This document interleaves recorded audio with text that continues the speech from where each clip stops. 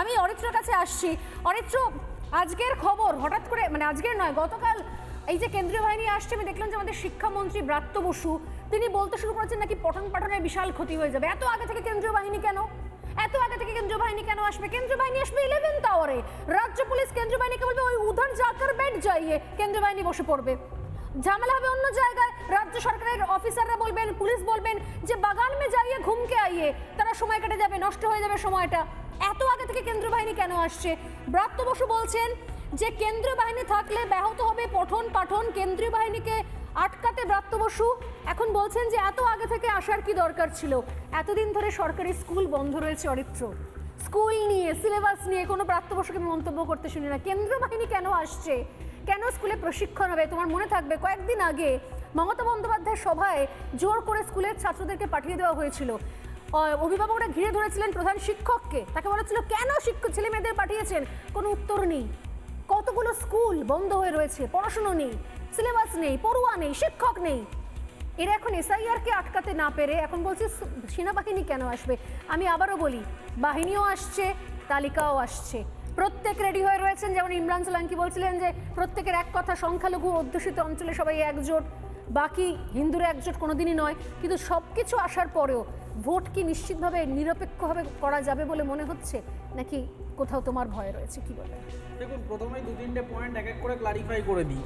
SIR প্রক্রিয়ায় যেহেতু সম্পূর্ণটা অটোমেটেড বা স্বয়ংক্রিয়ভাবে হয়নি, মানুষরা এর মধ্যে ইনভলভ রয়েছেন, মানুষ ডেটা এন্ট্রি করেছেন, তো স্বাভাবিকভাবেই কিছু না কিছু গোলমাল অবশ্যই থাকবে। এরকম হয়তো অনেকেরই থাকবে যার হয়তো হাতে কাগজ রয়েছে, তার ওখানে প্রাথমিক লিস্টায় নাম এলো না, কারোর কাছে ওয়েবসাইটটা লোড হলো না, বিভিন্ন রকম এই ধরনের অসঙ্গতি হতেই পারে এবং সেটা হওয়ার সম্ভাবনাই থাকবে, কারণ ভারতবর্ষের টেকনোলজিক্যালি যতই অ্যাডভান্স হোক কিছু লুপহোল রয়েছে। কিন্তু তৃণমূল একটা অদ্ভুত রকম পরিবেশ তৈরি করেছে যে এসআইআরের নাম বাদ চলে যাওয়া মানেই বোধহয় কালকে বিকেলবেলা আমাকে কান মুলে বলা হবে, এই বেটা তুমি বাংলাদেশি বা পাকিস্তানি, তুমি দেশের বাইরে চলে যাও। প্রথমত আগে জানতে হবে যে ভোটিং রাইট একটি সাংবিধানিক অধিকার, এর সাথে নাগরিকত্বের কোনো সম্পর্ক নেই। আপনার কাছে এসআইআরে যদি নাম না আসে, আমি একটা হাইপোথেটিক্যাল বলছি, ধরুন আমি বৈধ ভোটার, আমার কাছে নাম নেই এবং আমার সমস্ত দরজা ধরুন বন্ধ হলো, তাতে আমার কি হবে? আমার কি নাগরিকত্ব কেড়ে নেওয়া হবে? মোটেই না। আমি যতদিন না পর্যন্ত নতুন কোনো এসআইআর হচ্ছে ততদিন আমি ভোট দিতে পারবো না, কিন্তু আমার নাগরিকত্ব কাড়ার অধিকার কারোর নেই। এবং তার জন্য সুপ্রিম কোর্ট রয়েছে, সংবিধান আমায় নাগরিকত্ব দিয়েছে, আমি যদি এখানে জন্মে থাকি বা নাগরিকত্ব পেয়ে থাকি। এসআইআরের সাথে নাগরিকত্বের কোনো সম্পর্ক কিন্তু নেই, যেটাকে বারবার গুলিয়ে দেওয়া হচ্ছে যে এসআইআর এর নাম না থাকা মানেই আপনি পাকিস্তানি, আপনি বাংলাদেশি। সিঙ্গার মঞ্চটা গান গাইছেন, তুমি আমার এসআইআর করো না গো বর্ডার পার, কত বড় ভুল কথা। এইবার বিষয়টা হচ্ছে যে দেখুন, এইগুলো তো সবই আসলে একটা শিক্ষিত সমাজের একটা বামপন্থী ন্যারেটিভ, যেটা তৃণমূল খানিকটা হাওয়া দেয় আর কি। যাই হোক, এবার দ্বিতীয় পয়েন্টটায় আসি। দ্বিতীয় পয়েন্টটায় হচ্ছে যে আজকে পঠন পাঠন ইত্যাদি নিয়ে যে এত কথা হচ্ছে, কাকে পড়াবেন? 8,000 স্কুল তো বন্ধ হয়ে গেছে, স্কুলে মাস্টার মশাই নেই। থার্ড যে ইম্পর্ট্যান্ট পয়েন্টটা, যেটা মিম কেন এইভাবে বললেন আমি জানি না, দেখুন ভারতবর্ষে এরকমভাবে ভোট হয় না যে হিন্দু অধ্যুষিত এলাকায়। কেন আমি এটা ভাবতে পারি না যে আমার প্রতিনিধি, আমি যে বিধানসভায় ভোট দিই সেখানে আমি কেন এক্সপেক্ট করবো না যে একজন মুসলমানও তো আমাকে রিপ্রেজেন্ট করতে পারেন পার্লামেন্টে দাঁড়িয়ে বা লেজিসলেটিভ অ্যাসেম্বলিতে দাঁড়িয়ে, বা আমি যদি ভোটে দাঁড়াই, আমি একটা মুসলিম অধ্যুষিত জায়গা, একজন হিন্দু হয়ে আমি মুসলমানের কথাটা মঞ্চে দাঁড়িয়ে বলতে পারি। এটা মিমকে ভাবতে হবে যে ভারতবর্ষটা ধর্মের ভিত্তিতে তৈরি হয়নি, ধর্মের ভিত্তিতে ভাঙাও হবে না। তাই একজন মানে আমি মুসলিমরা আলাদা বলে আমরা আলাদা একটা কনস্টিটিউয়েন্ট অ্যাসেম্বলি তৈরি করব আর হিন্দুরা আলাদা হবে, এরকম কোনো ব্যাপার নেই।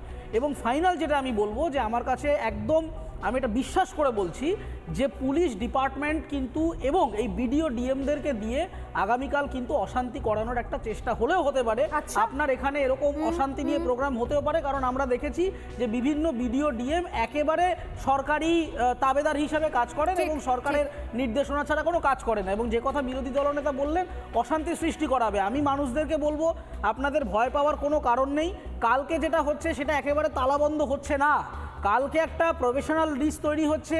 তারপরেও কিন্তু আপনার যদি মনে করেন আপনার নাম নেই, আপনি ডিস্ট্রিক্ট অফিসে যাবেন, সেখানে না হলে সিইওর কাছে যাবেন, তারপরেও যদি না হয় তারপরে হাইকোর্ট আছে, সুপ্রিম কোর্ট আছে, এরকম নয়।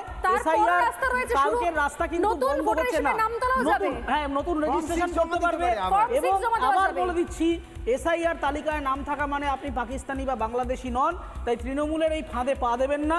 আপনার নাগরিকত্ব কারবার অধিকার কারোর নেই।